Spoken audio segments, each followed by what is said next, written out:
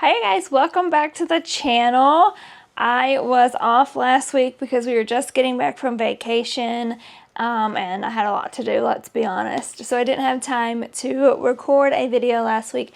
So we have lots to catch up on. There's been a lot of stuff going on. The WWE just wrapped up their European tour.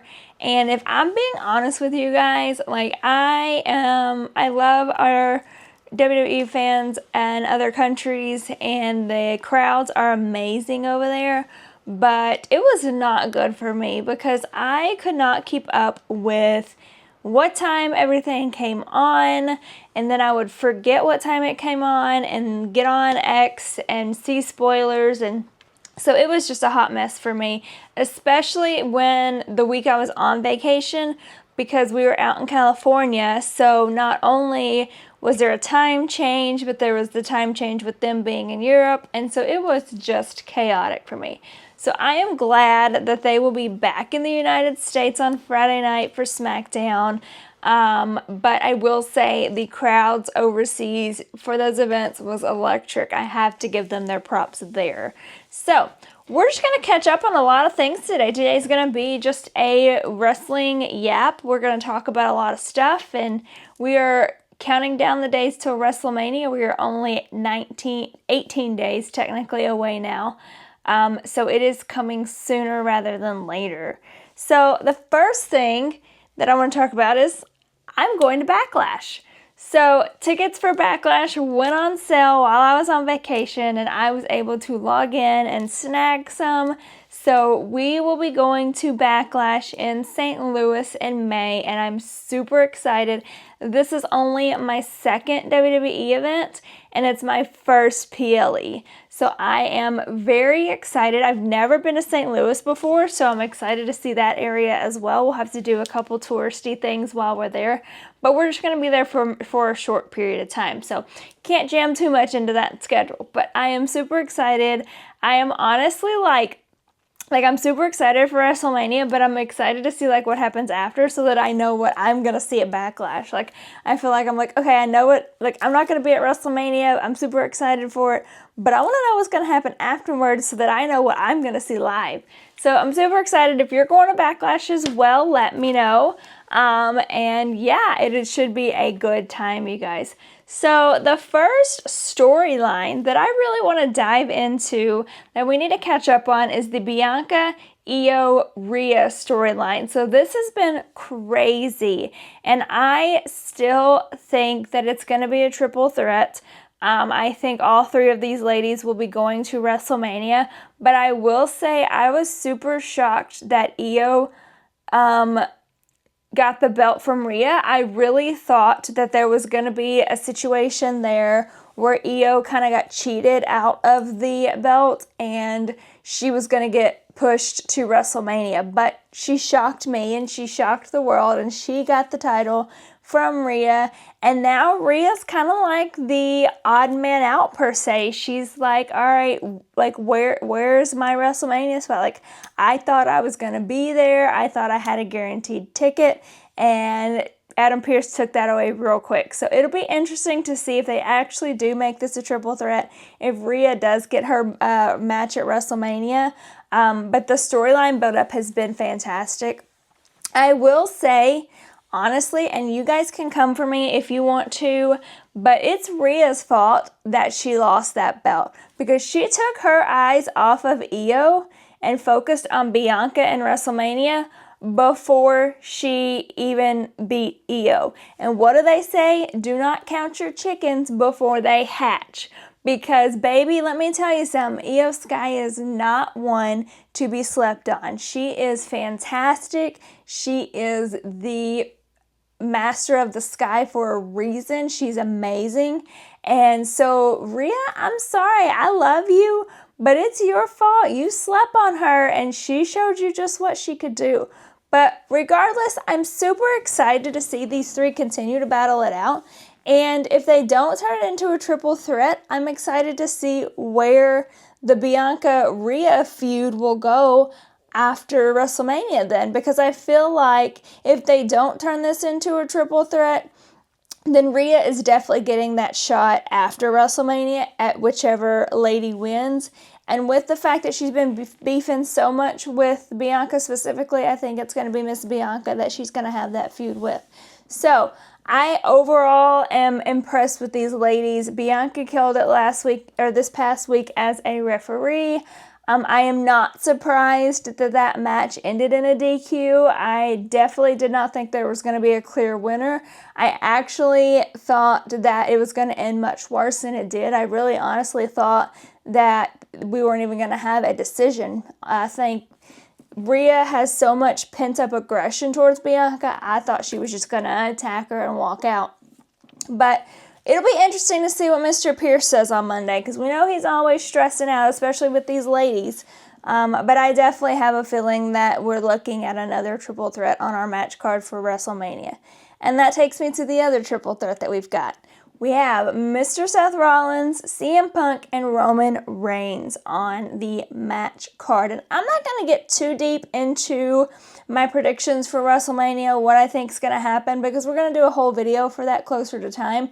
But let me tell you, I will be seated for this match because I think these three in the ring are absolutely going to show out. We know that CM Punk got his dream of main eventing a WrestleMania, so this match will main event night one. And I am a little conflicted on that. I love CM Punk and I'm happy for him, but it just doesn't sit right with me that neither Royal Rumble winner is main eventing WrestleMania, because I feel like that's kind of the whole purpose, is to main event and get a title shot. But that's for another day, another story. I am surprised that that's not the favorite. Well, let me back up, because I'm kind of surprised, but I'm kind of not, because there's always something up the sleeve of CM Punk. So I'm a little surprised that that's not the favor. I thought that that was going to be the favor, but to hear him say it is not, then I am intrigued and wanting to know what is the actual favor. And I have a few thoughts. I'm not going to dive into it because that's going to be saved for my prediction video, but the thoughts do not make me happy. But on the other side, they make me happy. So I'm not sure. Your girl is conflicted in this because I love Roman Reigns, but I love CM Punk and what he's been doing as well. So this one for me is going to be a little bit of a stressor. But either way, I think this match is going to absolutely freaking cook. I think that people are sleeping on Seth Rollins in this match because he has a bone to pick with both of these guys. He has a feud with both of these guys, and he honestly can't stand either one of these guys.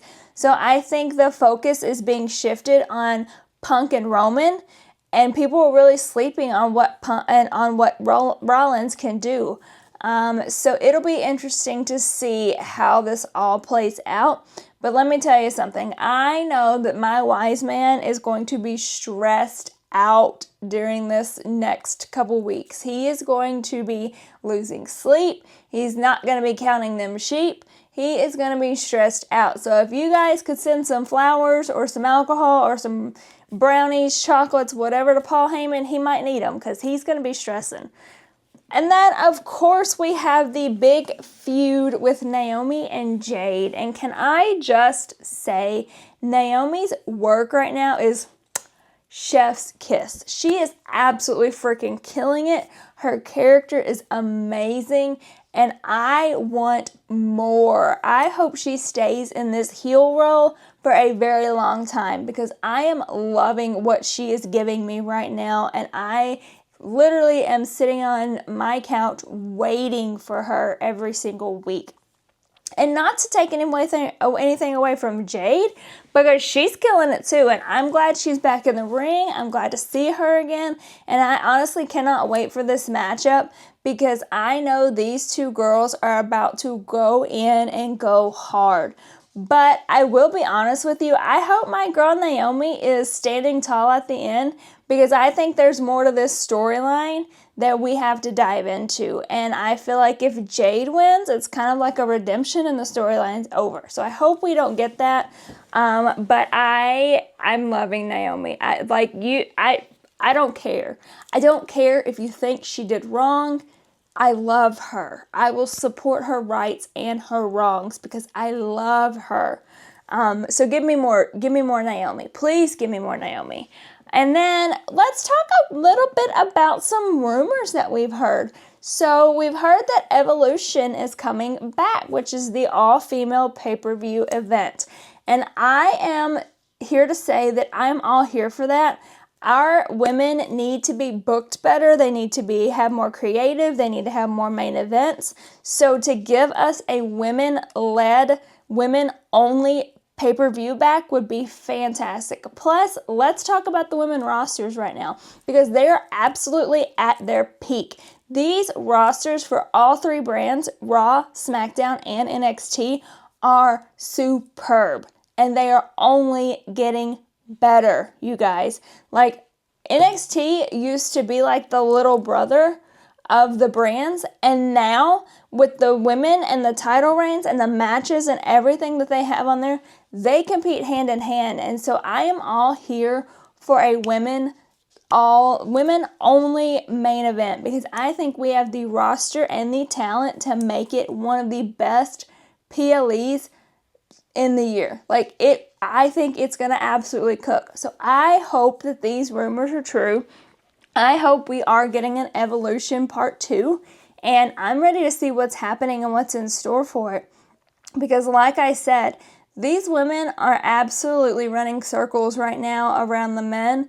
And not to take anything away from the men, because we have some awesome men on the roster as well, and some very talented men and some superstars, but these women and the storylines they create and the heart and the soul that they put into those storylines is just amazing, and they deserve to have that moment. So I really hope those rumors are true. Another was rumor and now is confirmed is that Rey Fenix is coming to WWE, and as we know, he will be showing up Friday night on SmackDown. So I am curious to see where his story goes. I am curious to see if he kind of teams back up with Penta, or to see if he just goes solo. Also, I kind of want to talk about the mid-card titles because I was super excited for the mid-card titles. I was super excited for the women to get their mid-card titles, but I'm a little bored. And I love Chelsea Green, and I love Lyra. I think they're both phenomenal superstars, but I'm bored. We're not doing much with them. Chelsea Green had a great feud against Michin, who I also adore. And now we're slowly getting the works of a feud with Zelina Vega, but it's taken so long. There's just not much there. When we have a feud with one of the main titles, usually it's like boom, boom, boom. We're doing something every single second to feed you into this feud. And I don't feel like with these mid-card titles, it's been that way. So I'm hopeful that they will pick up the pace. They will be some more creative there because I know that these girlies can show out. I have no doubt. I've been a Zelina Vega stan since day one, and so I think her and Chelsea in their feud would be absolutely amazing. But I just need more. I need creative to take time on these. I need them to really think about what they want to do rather than just going plop, plop, plop, this is what we're doing. They need to think out a storyline. You know, we had the whole Rhea and Liv storyline in the beginning that was fire. We have this Bianca and Io and Rhea storyline that is fire. We have the Jade and Naomi. And so I think they need to incorporate that kind of storyline and system with these mid-card titles. Because I honestly don't feel like Lyra even has a major feud. Like, we've seen her fight Raquel. We've seen her fight Ivy Nile. But we haven't, we just haven't seen much. Like, it just feels like their feuds are random and not thought through, I guess, is what I'm getting at ultimately. I feel like, especially on Lyra's side, it feels like the feuds are not thought through. They're super random, and it's almost like, let's draw a name out of a hat and see who Lyra's fighting this week, which is not fair to her either, because this is her title. She needs a good reign to show what a superstar she is. And so I really hope that creative can can really improve with these mid-card titles, because I was super excited for the women to get 2 additional titles, and now I'm kind of like, all right, why did we even do this? So we'll see. I feel like with WrestleMania going on, you know, some things can get pushed back while others are getting pushed forward, and there can be a lot of shifting going on. So we'll see how they go. I will give them grace right now, but let me tell you something. They better be picking up some steam, especially after WrestleMania, because then you don't have an excuse to put them on the back burner. And then my final topic today, and if you guys follow me, you could have probably guessed this, but we're going to talk about Jey Uso and Gunther. So I will be honest with you, I was a little disappointed with the push behind this match. I feel like we got a little promos here and there, but they weren't really putting the emphasis on this match that it deserved. Now, after Monday night, holy shit, you guys, I mean, I was going to watch it regardless, duh, but I am sold. I am seated. I am ready, because let me tell you something. Gunther messed up the day he let Big Jim bleed on that mat, because Jey Uso is going to be coming crash out. He's going to be coming for vengeance, and he's going to be coming for revenge. But most importantly, he's coming for that title, Gunther. And let me tell you something. If Jey does not win that title at WrestleMania after all this shit the creative has put us through, I will be livid. Like, you will see me very visibly upset, because this man has gone through the doubt, the hate, the backlash, everything, and he deserves that title more than anyone. And you can hate on it all you want to, but let's be honest, the man's a star. He shows up in the ring and shows out. He works hard. He is the definition of a champion. So I'm going to tell you now, and I'm going to tell you one time, if you are a Jey Uso hater, you are on the wrong account, because we do not hate on Jey Uso over here. He is a superstar, and I cannot wait for him to get that title and get that revenge on Gunther for what he did to Big Jim. And speaking of Big Jim, that man better get an opportunity after this WrestleMania, because I know that he did not bleed on that mat for him to not get anything. So after Jey wins his title, Big Jim better get an opportunity at a title. And the perfect title for it to be is the SmackDown title that LA Knight is currently holding. So book it. Book it now. But that's all we're going to talk about today, you guys. There's a lot that's going to happen the next couple weeks. I'm going to be producing videos at least once a week, because let's be honest, we're going to have to keep up with a lot of stuff. But we are officially 18 days, you guys, from WrestleMania. So let's get this shit going.